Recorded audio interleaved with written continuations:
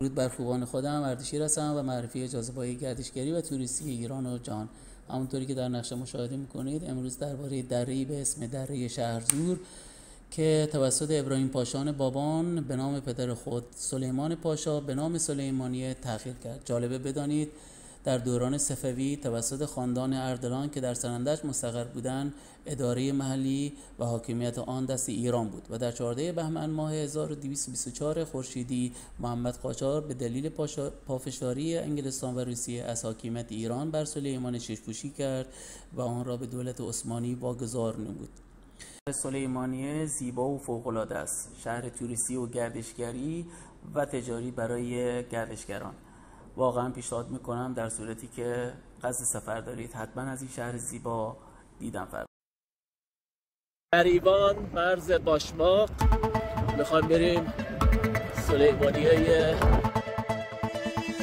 با این بنا باید بریم سمت سلیمانیه.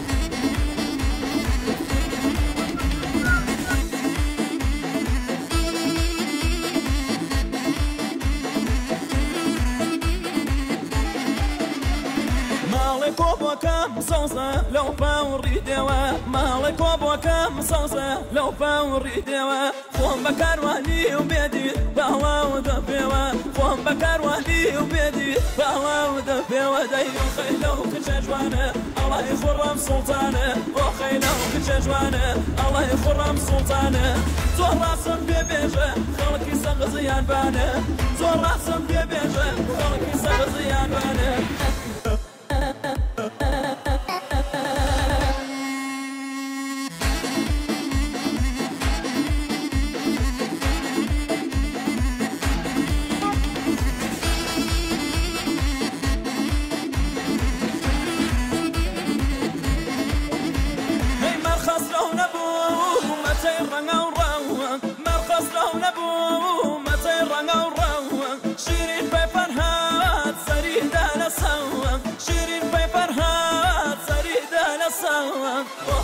كجوانه الله يخرم سلطانه وخيله كجوانه الله يخرم سلطانه زور راسم ببيجه خلقي سغزيان بانه زور راسم ببيجه خلقي سغزيان بانه